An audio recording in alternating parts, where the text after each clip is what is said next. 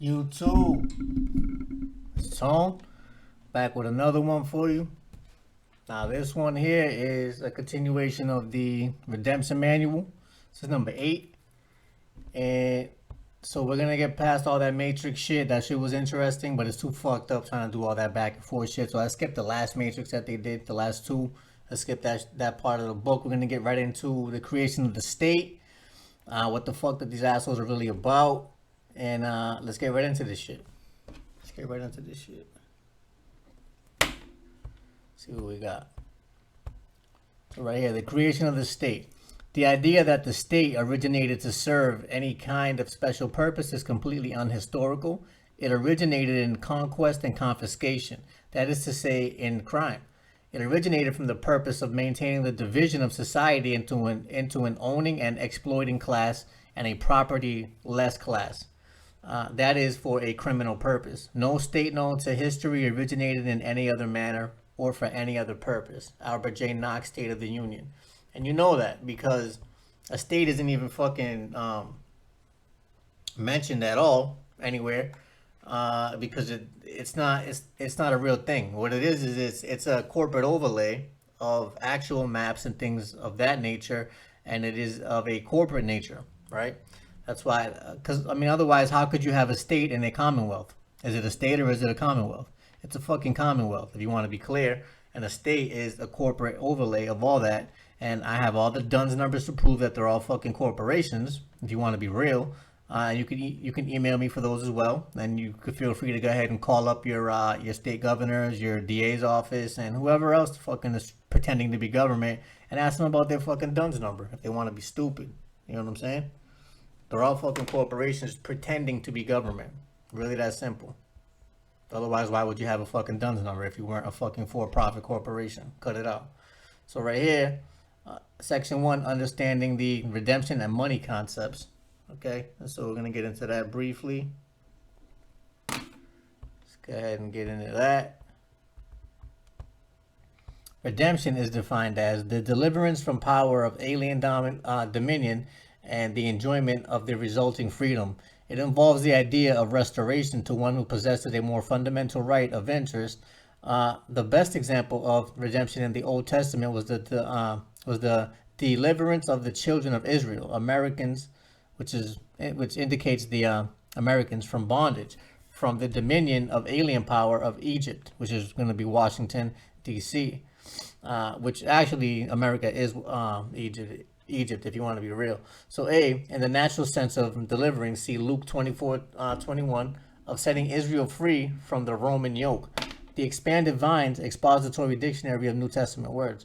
The commercial definition of redemption may be as stated: the recognition and action taken to redeem the debtor and all the property pledged, to take control, to file notice, to restore rights and titles, interest, and property, to sever the commercial bondage and acquire the standing and capacity to discharge all fines, fees, taxes, debts, and judgments of the debtor in all commercial matters. And salvation from the states or circumstances that destroy the value of human existence or human existence itself. The word redeemer and its related terms redeem and redemption appear in the Bible some 130 times and are derived from two Hebrew roots, PDH and GL. Through thought used to describe divine activity as well, they arose in ordinary human affairs, and it is in this context in which they must be first be understood. PDH is the more general of the two. The cognates and related meaning in Akkadian, Arabic, and Ethiopic. It belongs to the domain of commercial law and refers to the payment of an equivalent of what is released or secured. The verb PDH, unlike GL, indicates nothing about the relation of the agent to the object of redemption, which in the Bible is always a person or another living being. Its usage does not differ in cultic activity from that of a normal commercial transaction. In both cases, a person or an animal is released in return for money or an acceptable replacement. Is more restricted in usage and does not appear to have cognates in other Semitic languages. It is connected with family law and reflects the Israelite conception of the importance of preserving the solidarity of the clan. The Goel, Redeemer, is the next is the next of kin who acts to maintain the vitality of his extended family groups by preventing any breaches from occurring in it. Thus, he acquires the alienated property of his kinsman, Leviticus 25:25, or purchases it when it is in danger of being lost to a stranger. And this is why you have the ability to A4V or accept for value any presentments for any of your friends and family too as well. So with the money order process, you can also discharge anybody else's debt if you want to as well, because you have the right to save anybody that you want like that too. Redemption is defined as the.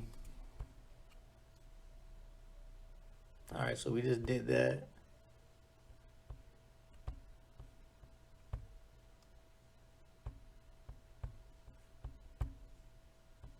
Yeah, no, that got in there twice. Take that shit out of there.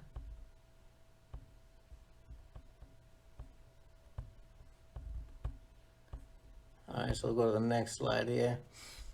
Encyclopedia Judaica 1972. Cognate, a person or thing related in origin. Registration, Social Security.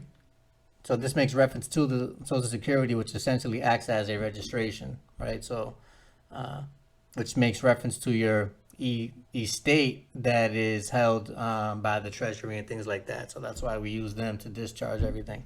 So Luke 2:1, and it came to pass in those days that there went out a decree from Caesar Augustus that all the world should be taxed. King James volume. Now, mind you, Francis Bacon rewrote the King James version of the Bible, which everybody uses today, and so he is the King James. There was no King James. So registered as utilized currently also means to submit information into a book. It also means to surrender title, the registration of your car, the right to vote, or compulsion to register for the military draft, debtor slaves on the plantation register. Okay, sovereign free men do not, though. In some cases, it is appropriate as a secure party to register your debtor. So just know that's never been you, okay? And that there is a separation, and that's the whole part of the security agreement, the UCC-1. It establishes the separation between the private man and the fictional entity. That's the whole purpose of it, okay? And then lets them know that you're taking your commercial conduit, your trade name, into the private, and they're no longer authorized to use it unless they're willing to pay for whatever the fees are that you stipulate in your contract, okay? So obedience to God, Acts 5:34-39. Then stood there up in council a Pharisee named Gamaliel, a doctor of the law, had in reputation among all the people, and commanded to put the apostles forth a little space. And he said unto them, Ye men of Israel, take heed what ye intend to do as touching these men. For before these days rose up Theudas, boasting himself to somebody, to whom a number of men, about 400, joined themselves, who was slain, and all, as many men obeyed him, were scattered and brought to naught. After this man rose up Judas and Galilee in the days of taxing, and drew away much people after him. He also perished, and all, as many as disobeyed him were dispersed. And now I say unto you, refrain from these men, and let them alone. For if this counselor, this work be of men, it will come to naught. But if it be God, ye cannot overthrow it, lest happily ye be found. And see, I don't even like reading the Bible, because I do coding, and I know that they purposely fucked with the verbiage in order to confuse you. And that's how they're able to program you and shit like that too, is with stupid shit like that. They put the words in such a format that mathematically it ends up becoming a curse and like a magic spell almost on you. That's why you feel some type of way when you read the Bible. It's not the Holy Spirit. It's fucking, you're putting a spell on yourself. That's why I don't read them. So subjection, Romans. Let every soul be subject unto the higher powers, for there is no power but God. The powers that be are ordained of God. Whosoever therefore resists the power, resists the ordinance of God, and they that resist shall receive to themselves damnation. Keep in mind, as it is in our nature as men and Americans to defend and resist, you must learn to agree with thy adversary. However, under the godly principle, you are to submit to God's authority, and the public servants are to submit to your authority. for the people are above the government. You serve your God or belief structure, and the public servant is to serve you, his master. And that's the way it is, unless you contract with the government. And that's why contracts are crucial, because they are corporate in nature and they can only speak on your private rights if they are referenced in any contract. They otherwise cannot hear you. They are in a different realm. It's really that simple. Present. So look at that. So when you get a fucking presentment, they're letting you know the credits that were already pre-sent, right? So, and that's why you just have to fucking do your endorsement on the presentment, because it's already pre-sent. So Romans 12:1-2. I beseech you by the mercenaries of God, that ye present your bodies in living sacrifice, wholly acceptable unto God, which is your reasonable service. And be not conformed to this world, but be transformed by the renewing of your mind, and that you may prove that this is good and acceptable and perfect, and the perfect will of God. You are to present ourselves, not to be represented, or as more commonly seen, represented in court by attorneys who are only there to represent the corporate fiction in the administrative unit, the court, right? So in that venue, they're all a commercial venue to administer the bankruptcy and the pledges of the property to the state, and to compel to take the revenue from the debtor slave of the plantation. That's all that they do. They're looking for energy in any source of currency, whether it's time, energy, fucking money, right? So that's just all that they do. That's their job. So are they bad for doing it? No, because if they didn't do it, you would never fucking wake up. You know what I'm saying? So everybody has a purpose. But when you put them on notice and they continue to do it, then at that point they become a criminal and will be treated as such, and should be fucking addressed as such. And then if they start to act fucking aggressive and shit like that, that should be taken as an act of war. And you look at the Supreme Court ruling too. It says nowhere that you have an obligation to entertain them when they start to get violent and shit like that. They are no longer a fucking officer and should be treated as a fucking felonious piece of shit, just like they are whenever they do that. And not all of them are bad either, but the ones that are should be fucking addressed as such. So Luke 11:46, and he said, Woe unto you also, ye lawyers, for ye laid men with the burdens grievous to be borne, and ye yourself touch not the burden with one of your fingers. Woe unto you, lawyers, for ye have taken away the key of knowledge. Ye entered not in yourselves, and them that were entering, and ye hindered. So they're fucking holding you back. They're lying to you. That's what lawyers are doing. So it says, woe unto you, lawyers here, right? Acceptance for value, Matthew 5:26 to 25-26. Agree with thine adversary quickly, while thou art away in court with him, lest any time the adversary deliver thee to the judge, and the judge deliver thee to the jail. So it's telling you to fucking accept for value the charges, essentially, is what they're telling you there. See, everything's coded too at that.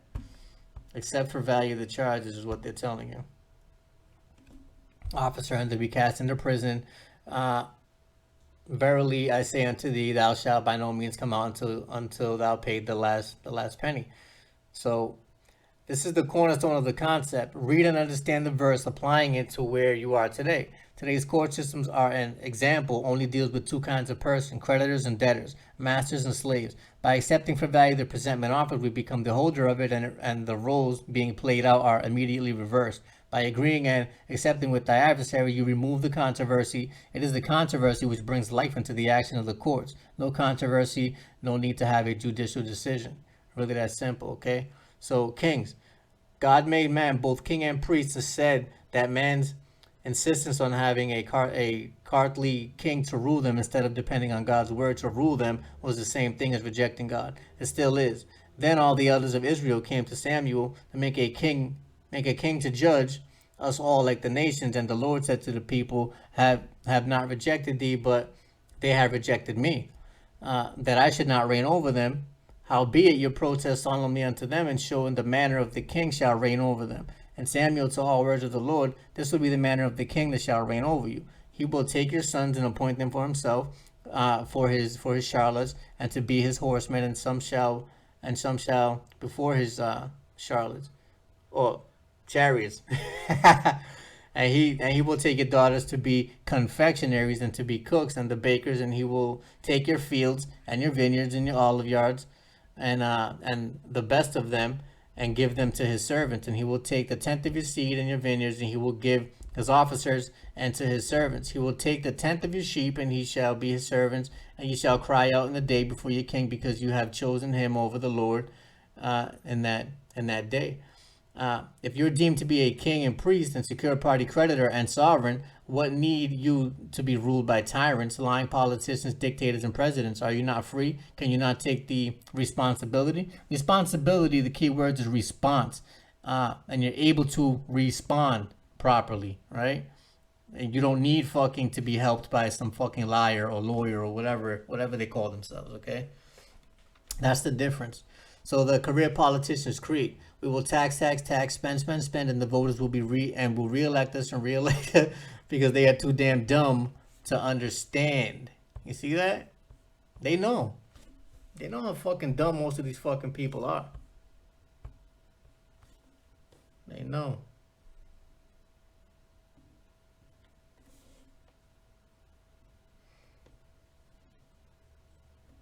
Okay, so let's get into this next slide.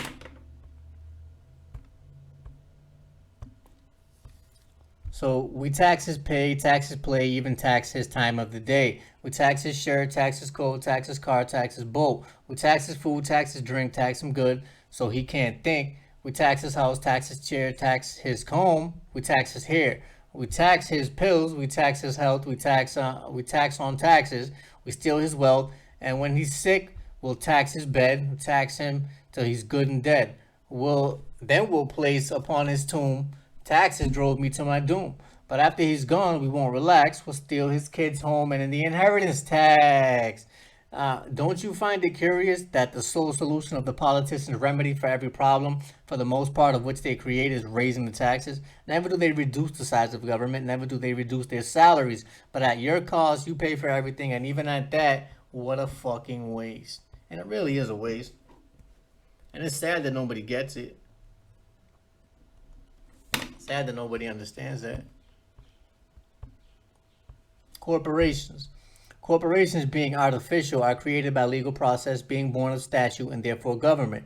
Borrow from the government treasury, which bursts energy into existence by extorting people by inflation, a hidden tax, an agreement for profits with the private Federal Reserve. Government has both the corporate side of the daily operation, the person and the public person, and the agency for enforcement of public policy regulations and statutes. Whenever a public regulation, policy, statute is offended, the agency must hold someone responsible with the commercial charges to amend the offense, either by their imprisonment or allowing the offender to use the charges to purchase public goods and services. When the individual is held in prison, the charges are used by the public and for public needs and for public expansion. But the individual who holds the charge is held on account with no personal use. Once a corporation manufactures a product that is consumed by the public goods and services that is paid for, the public debt must be discharged and an equal exchange must take place. The individual must hold charges from an offense before he or she can exchange this public goods for services. Without the charge from an offense, an individual must or can only exchange public debt, unredeemed public funds, for public debt, which is against public policy. So the individual then can someday be held accountable for this offense, which will give him or her charges required for discharge, the public obligation within a limited scope, but only for the benefit of the public. Corporations need to take care for their inventory, stock, or their people. So the stocks and bonds, you guys are fucking chattel, which is the stock, and bonds is bondage, stocks and bonds. This accountability can come in the form of either illness or legal redress. This occurs when a corporation either allows a person to hold and consume the public liability, which prevents it from passing through the government, which causes the passover, look at that, or by holding the charges energy back for the use of consumption in the industrial complex. We can be the holder in due course, which means someone, government, is holding the charges or energy for our benefit. We are to pass our debt to the government instead of to another individual. When an individual does experience either medical or legal problems, the modern practice, either with these professions, with their latest voodoo and chromium-plated theology practices, can only treat the symptom and not the root cause. If they were to treat the root cause, they would either bury or imprison their client. Because of their limited license, they are only allowed to attend to this primal concern less than lest they obtain a charge that must be addressed to create a repetitive cycle that can never end. This is one reason why there is no remedy in the public system, though we need it, and it is the one that must regulate the commercial transaction between individuals, men, and government. So we act, so you know, so there has to be a conduit between public and private because they're not allowed to mix.